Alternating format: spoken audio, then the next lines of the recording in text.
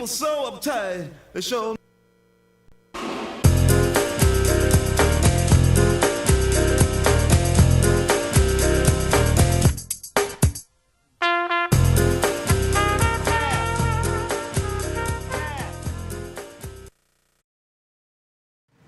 Welcome back to LearnPianoLive.com. Thanks for joining me. I am Jamin Caller. This is my moderator and lovely wife, Wendy, right here. Hey. We still can't hear you. I'll figure that out eventually. All right. Hey.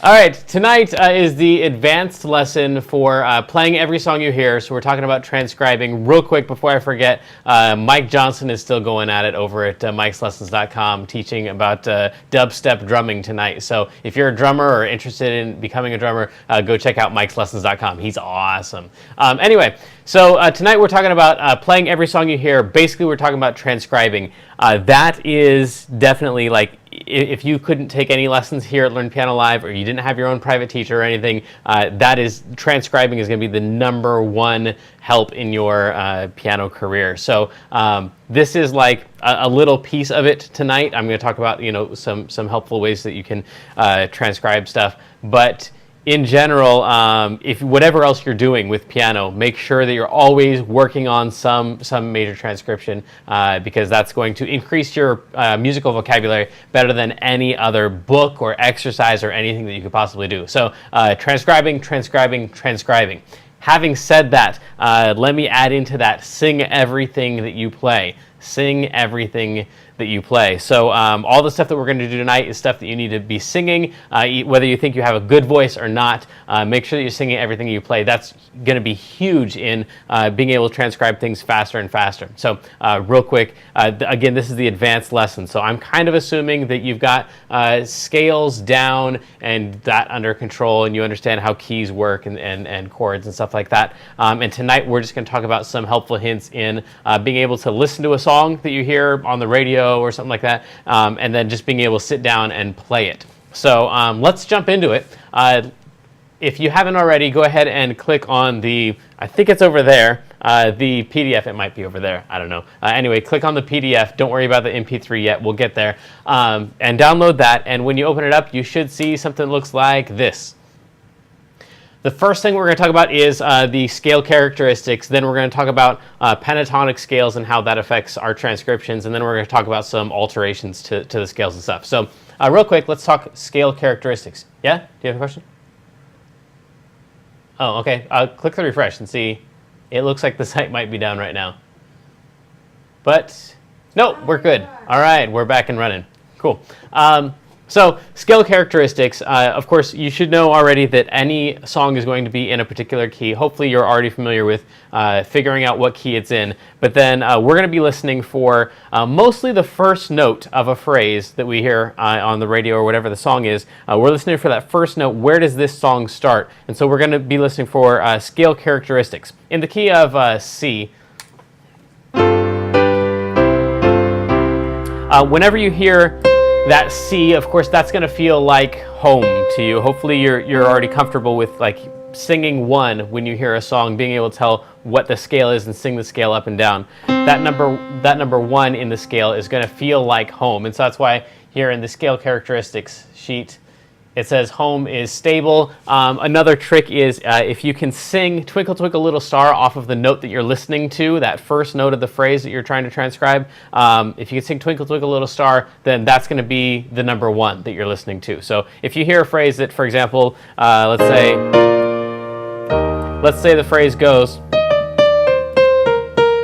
and you're listening for that first note to be able to know where to start that phrase. Obviously, it just walks down. But if you don't know what that first note is to start on, then that first note that we're listening for, the question is, could we end the song there? Yeah, we could. That note kind of feels like home. And we could also sing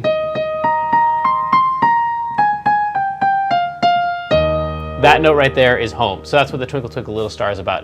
If you think you've got home, but you're not quite sure, then try that song off of it. If you got the song, you got number 1. All right, number 2 is the characteristic for number 2 is that it wants to move down to home. So in this key, and I know you can't see my hands, I'm doing that on purpose so that you're listening more than you're playing. In this key, right here. The 2, if you're listening to a phrase and it goes, that first note that we're listening for, that one should, the characteristic for number 2 is that it wants to move down. So as we're listening just for that note, it has that tendency to want to move down, and the one that it wants to move down to is number 1. So we're going to go through the rest of these kind of quickly now that you kind of understand how this list works. Number 3 is away from home, but it's stable. It doesn't want to move down or up like 2 wants to move down. 3 doesn't want to move anywhere. It's pretty stable, but it's not quite home. So an example of that would be this note right here. So if the phrase is that note right there, that first one, sorry, that note right there, it's stable, it doesn't want to go anywhere, but it's not home for sure. And then if you can sing off of that note, Mary Had a Little Lamb, then you're on the 3.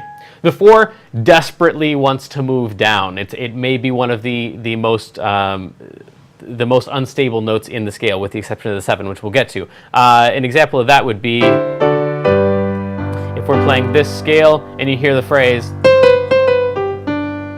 that first note that you're listening for is really wanting to move down, and the note that it's wanting to move down to is not 1. It desperately wants to move down, but it's moving down, of course, to the 3 of the scale. And so that's the characteristic for number 4. Number 5 is stable. It's not home, though. So an example of that is this note right here. Feels really stable. It doesn't want to go anywhere at all. And it almost sounds like it's home. But if you sing Here Comes the Bride off of that,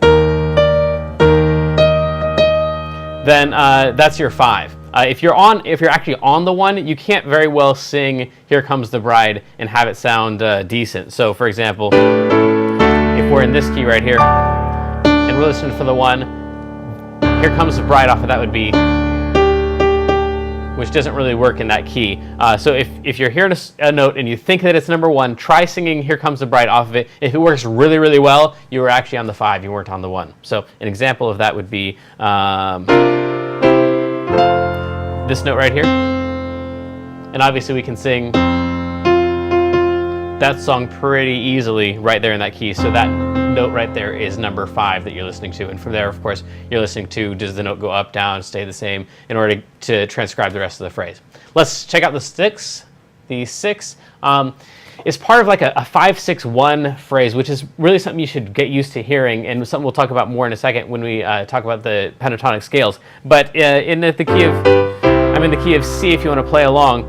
That A wants to move down to the 5, not really significantly, but the 5, the 6, and the 1 are often used together. So if you can get used to that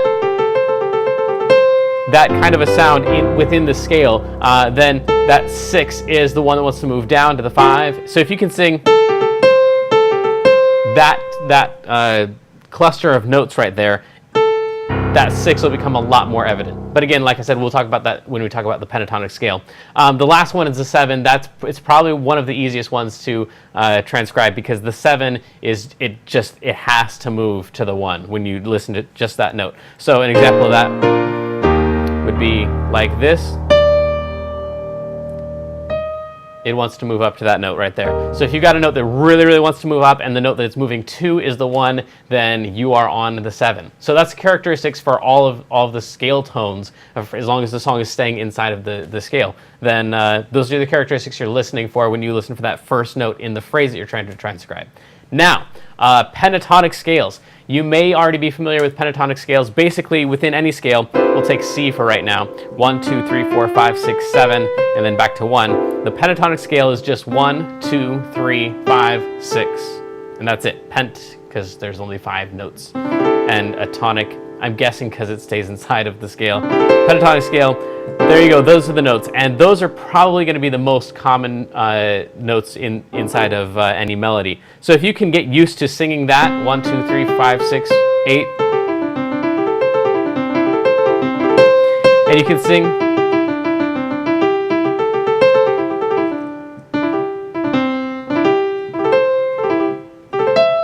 all of those notes right there, those are going to make up a lot of the phrases that move and jump around.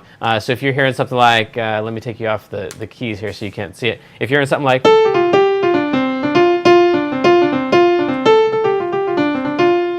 something like that is going to be all pentatonic scale stuff. So get used to hearing that. Practice singing and playing together the pentatonic scale, and that stuff will come out and be a lot more obvious to you. And then another thing that you want to watch out for, other than notes from the pentatonic scale, is flat threes, which are used a lot in like pop music, especially on like slower like ballads and stuff like that, where the singers are like bending the notes. So stuff that sounds maybe something like this.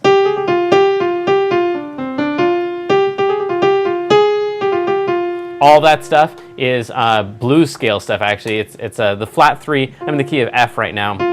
So those are my notes for the key of F. And then this note right here, that flat three is used a lot in the note bending stuff.